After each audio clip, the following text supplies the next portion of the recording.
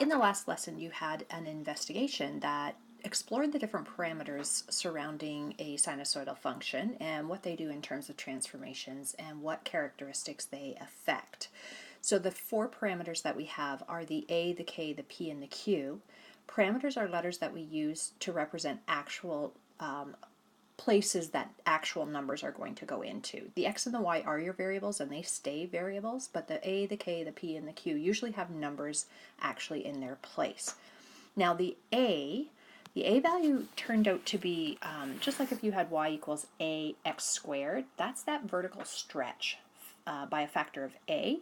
If it's bigger than 1, we're stretching that function away from the x-axis, pulling it away. If it's between 0 and 1, we're actually compressing it, we're pushing it towards the x-axis. And if that a was negative, it also takes the function and reflects it over the x-axis. So all of those transformations that we looked at in terms of our parabolas, they can still be applied here to sinusoidal functions. Now, the A also specifically tells you the amplitude. It's your characteristic of the amplitude for your sine function. So those are the two things that the A will tell you about. So I've just summarized that there. The vertical stretch by a factor of A if absolute value of A is greater than 1. So those lines on the other sides, on both sides of the A, it means the absolute value. It means ignore the sign, just make it a positive A. So even if the A is negative, just consider if without the sign the value is greater than 1. It is a vertical stretch. We're pulling it away.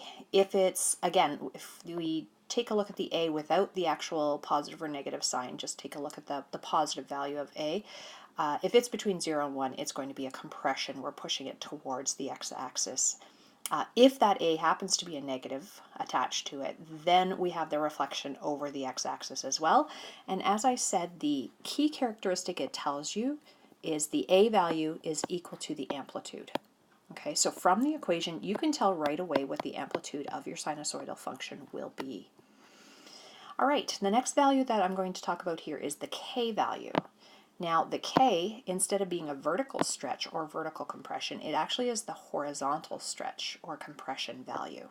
So I'm going to put that information up here, but it works the same. If your K is, I shouldn't say the same, it works the opposite to this. If your value of A is bigger than 1, not A, I'm getting mixed up here. If your value of K is greater than 1, like it's a 10 or a 15 or a number bigger than 1, what you have there is the number of cycles that occur over 360 degrees. So instead of one cycle happening in 360, if you had K equaling 10, you would have 10 cycles happening over 360. So we're taking that one cycle over 360 and pushing it to 1/10 of the horizontal distance that it would normally take up. So that's actually a horizontal compression by a factor of K. If you have K being between 0 and 1, again, ignoring the fact that it might be negative, just look at the absolute value of it. If it's between 0 and 1, we're actually stretching it horizontally away from the y-axis. If you have that K being negative, then you have a reflection over the y-axis. So stretch becomes compression, compression becomes stretch. It's kind of the opposite of the A in terms of what it does to the function. And instead of reflecting over x-axis, if the K is negative, it reflects over the y-axis.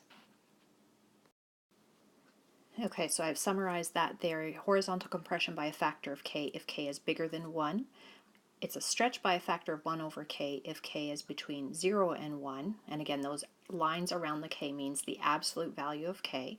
And that just means ignore the negative sign if there happens to be 1 there. It's just a positive value. And then a reflection in the y-axis if your K is negative. Now, the key characteristic that it tells us is it will help us get the period. It's not actually equal to the period. It's the number of cycles that occur over 360. So your period then will equal 360 divided by the K, divided into those by the number of cycles that appears there. All right, so I will put that here too. Okay, so K equals the number of cycles that occur over 360 degrees. So therefore, the period will equal 360 degrees divided by K. So it doesn't directly tell you the period, but you can use that K value to get what the period's equal to. All right, moving on here, we have two more parameters, and they happen to be a lot quicker to talk about, a lot shorter. That value of P, that's your horizontal translation, left or right. It's known as the phase shift. We're just taking one phase of our cycle, of our graph, and sliding it to the left or sliding it to the right.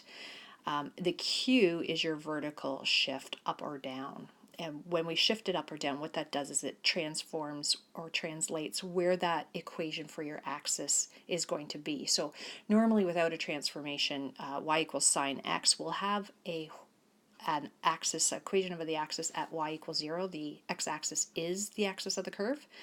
If you slide the curve up or down, that axis will also slide up or down.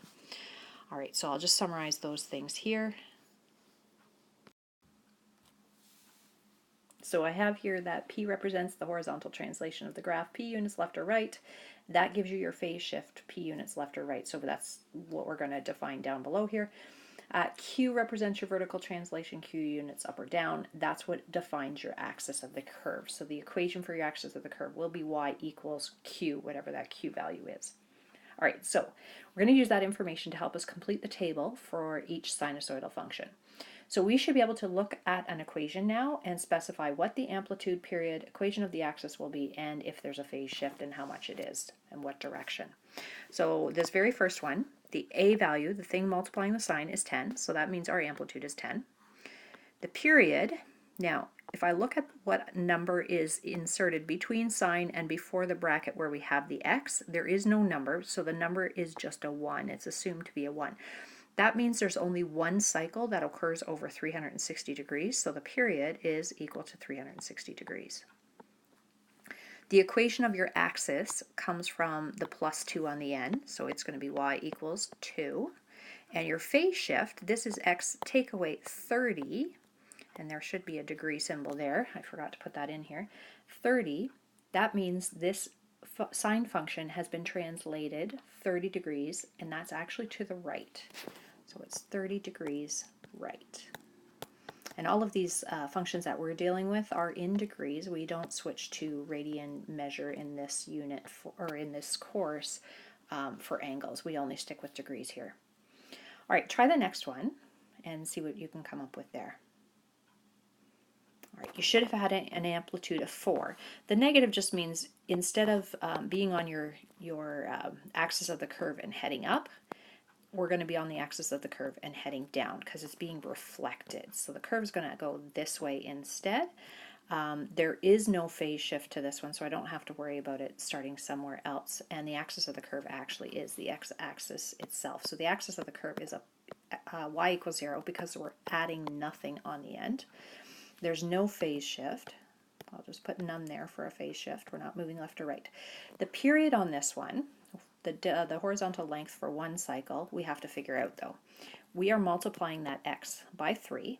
So that means there's 3 cycles happening over 360 degrees. So we've got to take that 360 and divide it into 3 equal parts. So the period for this one is 120. One whole cycle occurs over 120 degrees. All right, try the last one, see how you do. You should have gotten a 1 for the amplitude because we just have a 1 sign in front of the sine. Between the sine and the x, we have a half. That means half of a cycle appears or occurs over 360.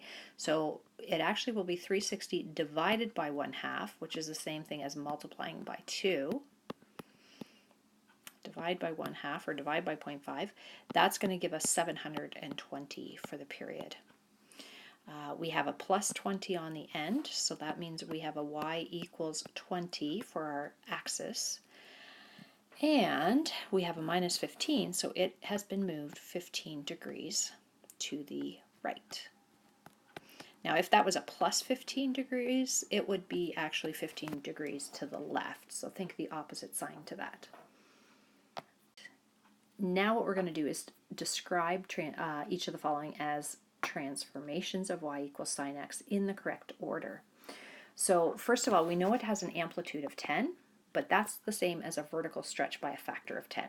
So that's going to be my first thing. And I do my stretches and compressions before I do my translations. Then there's no horizontal stretch or compression, but we are shifting it 30 degrees to the right, and we're moving it up 2 units. So that's what we would have in terms of our transformations for that function. So that actually is the very first part A function, just done again, but we'll describe it in terms of transformations. Okay, so I have the pieces labeled out there, 1, 2, and 3. Those would be the order that I would apply those in if I were graphing that using the transformations. Looking at part B, the negative is a reflection over the x-axis. The 4 is your vertical stretch by a factor of 4. And then the 3 says there's 3 cycles over the 360. We're doing a horizontal compression by a factor of 3. Okay, so when we describe as transformations, we're just making sure that we're actually using the transformation language that we have learned with our other types of functions as we've studied them through the years. The key characteristics are the things like the amplitude, the period, the phase shift, and the axis of the curve, the equation for the axis of the curve. Okay, moving on to the next video.